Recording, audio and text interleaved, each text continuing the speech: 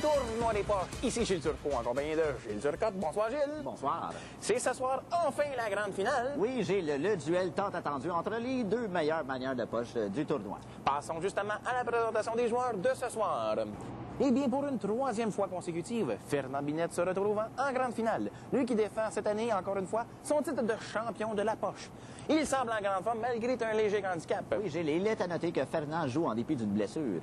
Rappelons pendant qu'on voit la reprise qu'il a subi une sévère contusion à la caboche après s'être fait terrasser par une poche perdue.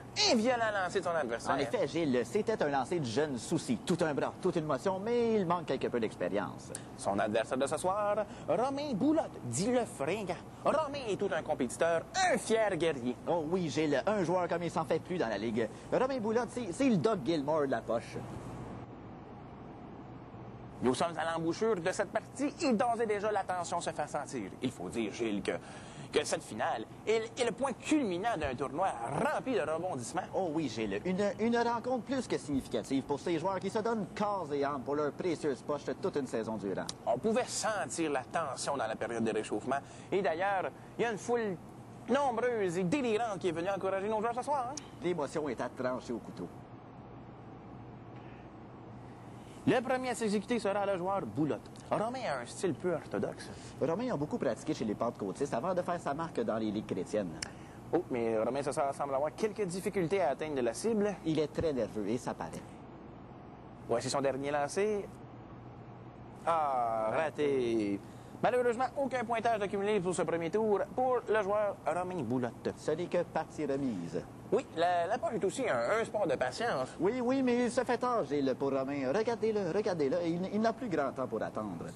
Ah, il laisse paraître sa frustration. Oh, wow. Oh. On devra nettoyer le tout. On va en profiter pour faire une pause, mesdames et messieurs. La retransmission du match de ce soir est une présentation de la tabagie mariée. La tabagie mariée, le royaume des pipes. Nous sommes de retour alors que le joueur Binette s'apprête à tirer son premier tour. On le voit qu'il s'avance avec panache ici vers la petite ligne jaune. Fernand est également champion d'âge, champion de quilles et champion de fer. C'est tout un athlète. Pendant qu'on vérifie si sa poche est réglementaire, on pourrait préciser à nos spectateurs que Fernand peaufine également son jeu dans les ligues d'hiver de la Floride. C'est un perfectionniste de la poche. Voici le premier lancé.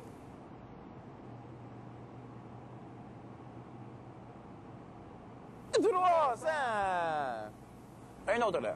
« 300! » 300! Non, il n'y en a pas un qui s'est rentré une poche comme lui. 300! Oh, quel tir! Incroyable. Un autre lancé. Oh! Moins 1200! C'est pas de chance pour Fernand. Ah non, pas de chance, vraiment. Il lui reste quand même un lancé. 300! Ah, mais ça, c'est du tir, hein? Comme on se plaît à dire dans le milieu de la poche, il a mis le paquet. Eh bien, c'est 300 en banque pour le joueur Fernand. Ah, mais... Oh, attendez, l'arbitre nous signifie quelque chose. Et je crois qu'il va annuler le lancer. Oui, regarde, Gilles, on voit à la reprise, Fernand a enduit sa poche de vaseline. Ça se peut pas. Je suis déçu de l'attitude de Fernand. Ce genre de comportement enlève toute crédibilité au sport de poche. Ah, ce Fernand, un vieux routier, un fin stratège. Il connaît toutes les ruses, mais une chance, l'arbitre veillait au grain. On prend quelque temps pour nous remettre de nos émotions et on fait une pause. À la tabagie mariée, nos cure-pipes sont offerts dans une panoplie de couleurs. Choisissez-les en rouge, en bleu, en blanc ou en vert. Et que dire de nos caissières? Également offertes en rouge, en bleu, en blanc et en vert. Lorsqu'on parle de variété, la tabagie mariée. Nous sommes de retour à la Ligue des Poches. C'est la grande finale qui se poursuit alors que Romain Boulotte dispute le titre tant convoité à Fernand Binette. Et jusqu'ici, Gilles, la partie est très serrée. Oui, c'est toujours 0-0. Romain est en énergie ce soir. Il n'a pas réussi à entrer une seule de ses poches dans les petits trous de poche. Pauvre Romain, la guigne semble s'acharner sur lui. Voici son premier lancé. Ah, c'est raté. Quand même, il ne lâche jamais. C'est d'ailleurs ce que dit son médecin. Le deuxième lancé, de nouveau à côté de la cible. Ah, je crois que c'est peine perdue pour Romain. Voici son dernier lancé. Wow! Oh! Ben, un gros 75, hein? Quand même. Mais Romain ne repartira pas les poches vides. Romain doit être fier de sa performance. Et là, on le voit d'ailleurs, il célèbre à sa façon. Le Gatorade, c'est ce que ça prend pour un athlète de sa trempe. Et Fernand devra maintenant fournir le deuxième effort s'il désire l'emporter ce soir. Oui, Gilles, lui qui croyait la partie dans la poche. Le voici justement qui s'avance pour son dernier tour. On attend toujours le premier lancé, je ne sais pas ce qui se passe. Je crois que Fernand nous concocte sûrement une nouvelle stratégie. À moins que je ne trouve plus ses poches. Il semble en manque de projectiles. Oui, il cherche tout autour et il ne les trouve plus du tout, ses poches. Que va-t-il faire? Je crois qu'il va devoir concéder la victoire. Oh, mais attention! Oh! Il lance son pantalon! Oh, ça! Oh, un athlète plein de ressources, Fernand. Incroyable! Quel culot! Quel cul aussi! Il remporte le tournoi in extremis. Par un poil. Ah! Oh, attention, l'arbitre semble refuser ce lancer.